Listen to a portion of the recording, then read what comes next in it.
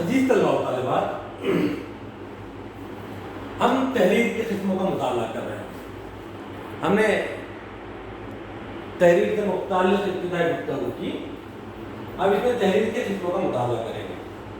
دیکھیے، تحریر کی اقسام میں سب سے پہلی قسم جو ہے وہ صاف تحریر یا سادہ تحریر ہے. فن تحریر سیکھنے کا آغاز خوش نویسی یا خوب نویسی سے ہونا چاہیے. خوش نویسی ایک محنت طلب کام ہے. اس میں عبور حاصل کرنے کے لیے دل جمعی یا مستقل حراجی سے محنت کے علاوہ فکری مناسبت اور ہاتھ کی لوچ کا بھی کافی دخل ہے. یہی وجہ ہے کہ اکثر لوگ کافی محنت کے بعد بھی اپنا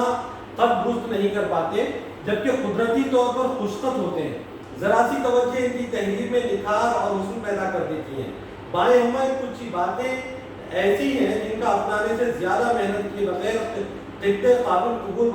کو قابل قبول بنایا جا سکتا ہے، جسے ہم خوب نویسی کہہ سکتے ہیں. ان آداب کا خلاصہ اردو، عربی اور فارسی حروف میں تین میں سے کسی ایک رخ پر چلتے ہیں. ان تین رخوں کا امکانی حد تک خیال رکھا جائے تو بغیر محنت شاقہ کے خوش نویس نہ صحیح صاف نویس بنا جا سکتا ہے. پھر یہ صاف نویس کیا رفتہ رفتہ خوب نویسی میں تبدیل ہو جاتی ہے. عزیز طلباء، یہ صاف تحریر جو پہلی قسم ہے، صاف تحریر جسے خوش خط بھی کہا جاتا ہے. خوش خط تحریر کی اقسام میں پہلی قسم. تحریر تو ہم نے کہہ دیا کہ جو ہم نے یہ لفظوں سے بورڈ پر لکھا یہ ہماری تحریر ہے. اب یہ تحریر ہے. اس تحریر کے لکھنے کے انداز بھی مختلف ہیں. جیسے عربی کے اندر کئی فارم یا طریقے ہیں جن کو الگ الگ حوالوں میں، عربی کا ایک طرز تحریر الگ ہے، فارسی کا طرز تحریر الگ ہے، اردو کا طرز تحریر الگ ہے. اور جو کیا کہتے ہیں خوش نویس ہوتے ہیں اور جو کیلیگرافی کرنے والے ہوتے ہیں، جیسے اپنے شعبے میں آئیے تو کئی ایسے سٹائلز کے اندر، کئی ایسے طریقوں کے اندر بسم اللہ الرحمن الرحیم لکھا ہوا ہے جو الگ الگ علاقوں میں، جو الگ الگ ریاستوں میں اور جو الگ الگ ملکوں میں اس علاقے کے مزاج اور اس علاقے کے آہنگ اور اس علاقے کے رنگ ڈھنگ کو واضح بھی کرتے ہیں، ان کی تہذیب کو بھی واضح کرتے ہیں اور تحریر کو خوب سے خوب بناتے ہیں. اس لیے لکھنے کے الگ الگ ڈھنگ ہیں، لکھنے کے الگ الگ طریقے ہیں. لوگ اپنے اپنے انداز میں خوب اپنی تحریر کو خوب سے خوب مرصع لکھنے کی کوشش کرتے ہیں. اس لیے سب سے بنیادی چیز ہے کسی تحریر کو واضح لکھنے کے لیے جو تحریر کے قسموں میں صاف تحریر ہے کہ صاف تحریر کے اندر بھی لکھنے کے ایک تحریر ایک فن ہے جس کے اندر سے لفظ کی تراش خراش کا اندازہ، لفظ کی لمبائی چوڑائی اور ضخامت کا اندازہ ایک تحریر نویس کو، ایک فن کتابت رکھنے والے کو، ایک عام کام قاری ہو، اس کے اندر اتنی سدبر ہونی چاہیے کہ میں کوئی لفظ لکھ رہا ہوں یا کوئی جملہ لکھ رہا ہوں، اس جملے کے اندر جن لفظوں کو میں استعمال کر رہا ہوں ان لفظوں کی جسامت کیا ہے، ان لفظوں کی کثافت کیا ہے اور ان لفظوں کا اظہار کس طریقے سے ہو، وہ واضح کس طریقے سے ہو. یہ بنیادی چیزیں کسی تحریر کے لکھنے میں، تاکہ لفظ اپنی جسامت کے اعتبار سے واضح ہو جائیں اور خاری کے پڑھنے میں کوئی دقت نہ ہو. اس لیے صاف تحریر تحریر کی قسموں میں سب سے بنیادی قسم ہے اور اس کی بھی ضمناً کئی اقسام ہیں.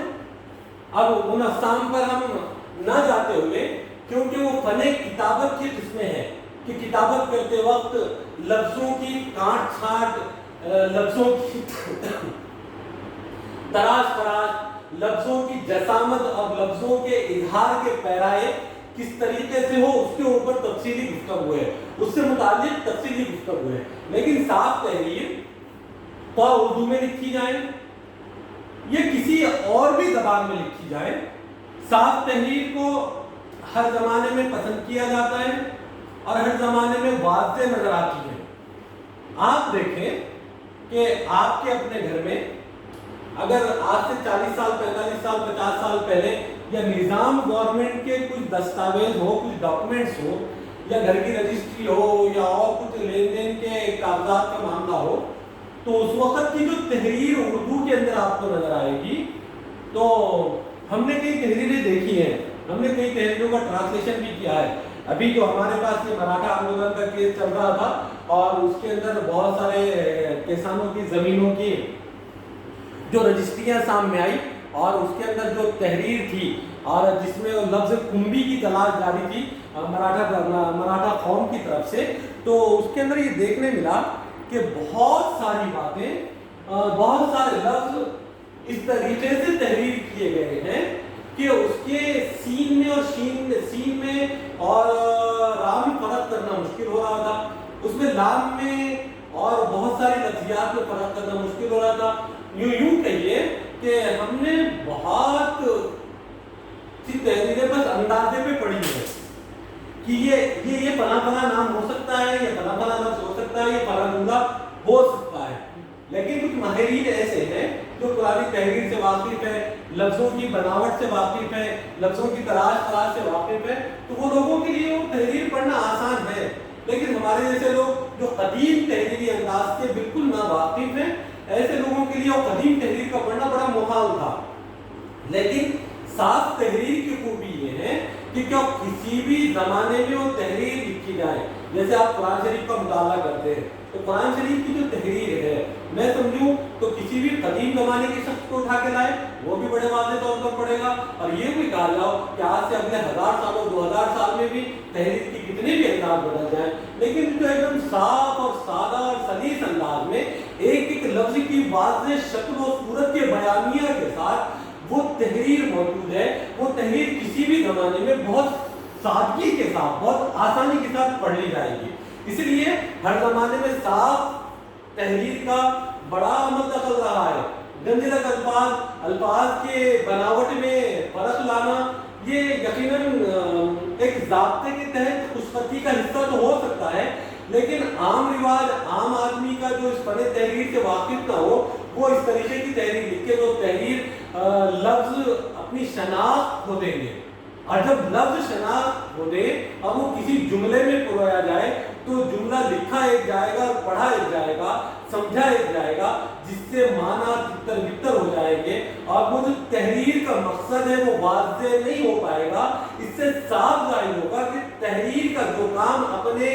اندر موجود پیغام کو پہنچانا تھا, تحریر وہ کام سے محروم ہو جائے گی اور وہ تحریر بے معنی ٹھہرائی جائے گی. آج بھی زمانے قدیم کی کئی تحریریں, اپنے زمانے کی تحریریں, آج جو تحریروں کے لفظیات ختم ہو چکی ہیں, بڑی ٹیکنالوجی کے ذریعے سے ان کو پڑھنے کی کوشش کی جا رہی ہے, لیکن پڑھنے سے قاصر ہیں. لیکن ہماری یہ جو زبان ہے جس میں آج ہم لکھ رہے ہیں اور جو زبانیں انشاءاللہ رہے گی قائم, تو ان کی اگر لفظوں کو اس طریقے سے اس کی بناوٹ پہ خیال نہ کیا جائے, اس کی تحریر پہ خیال نہ سادہ اور سلیس انداز میں نہ لکھا جائے, بلکہ اپنے مزاج سے کہیں پر بھی لکیریں کھینچنے لگ جائیں اور کچھ بھی کر لے جائے. میں آپ کو بتاؤں اور ایک بات, ہمارے دادا بزرگوار جب خطوط خط لکھتے تھے تو گھر کا اور خاندان کا واحد میں شخص تھا جو ان کی تحریر پڑھ سکتا تھا, ورنہ جتنے سارے لوگ تھے وہ ان کی تحریریں پڑھنے سے قاصر تھے. ان کے بھائی ہیں جو اورنگ آباد میں رہتے ہیں, ہم لوگ ہندولی کے, تو وہ جو اورنگ آباد میں رہتے تھے وہ دونوں بھائی جب اپنے ایک دوسرے کو خط لکھتے تھے تو واحد نئے شخص تھا درمیان میں, وہ خط کے بھائی نے بھائی کو کیا لکھا, ہماری دادی کو پڑھ کے سنانے والا میں تھا, کیونکہ دادا حضرت سے نے وہ تحریر کے نکات سن لیے تھے کہ یہاں پر لکھا کیا گیا. وہ لوگ اپنے زمانے میں جو لفظوں کی بناوٹ تھی وہ بخوبی جانتے تھے. کچھ کما کا میرے نظر میں بھی وہ نظر پہ لفظ پڑھے کہ میں پڑھ لیتا تھا. یہی وجہ رہی کہ ابھی جو کاغذات اس آندولن کے دوران سامنے آئے اس کو پڑھنے میں مجھے آسانی ہوئی, کیونکہ اسی زمانے کے لوگ تھے, اسی زمانے کے لفظوں کی بناوٹ تراش ان لوگوں کے پاس موجود تھی, تو یہ ساری چیزیں میں اس میں آسانی ہوئی. اس لیے صاف تحریر کی اہمیت زمانے قدیم میں بھی اتنی تھی اور زمانے جدید میں بھی وہی ہے, اور مستقبل میں بھی صاف تحریر ہی کو اہمیت حاصل رہے گی. یہ بات الگ ہے کہ خوش خطی کے کئی اسٹائلس ہیں, کئی چیزیں ہیں, وہ خوش خطی اپنی جگہ، خوش خطی سے لکھنے کا ایک فن اپنی جگہ، لیکن تحریر جو صاف اور سلیس ہو، خوش خط ہو یہ تو بہت خوب، لیکن خوش خط نہ بھی ہو تو صاف اور سلیس ہو، یہ بے انتہا بنیادی بات ہے۔ اب اس کی جو قسمیں بیان ہوتی ہیں ان قسموں میں دیکھیے کون کون سی قسمیں ہیں جو خوش خطی کے لیے، صاف اور سلیس تحریر کے لیے معاون ثابت ہوتی ہے۔ یہ خوش خطی صاف اور تحریر کے اندر سب سے پہلی ہے عمودی رخ، دوسرا ہے افقی رخ، تیسرا ہے گول رخ۔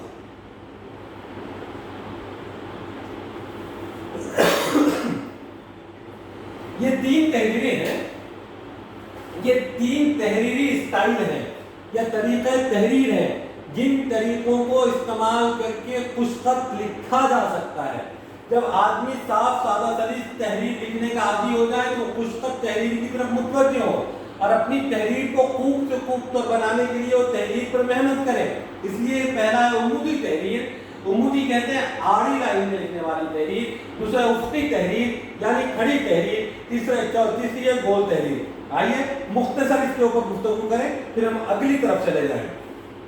عمودی تحریر یعنی اوپر سے نیچے، جیسے اولن اور مل رگ میں موجود الف پانچے سے اوپر تک جیسے جا، یعنی عمودی تحریر یعنی کھڑی تحریر جس کے اندر لفظوں کو لمبا کر کر بہت ہی خوش خطی انداز میں لکھا جاتا ہے۔ عمودی تحریر یعنی آڑی تحریر، جیسے یہ لکھا گیا کہ مجھے کل گاؤں جانا ہے، یہ عمودی ہو گیا۔ افقی میں اگر آ گیا کہ مجھے کل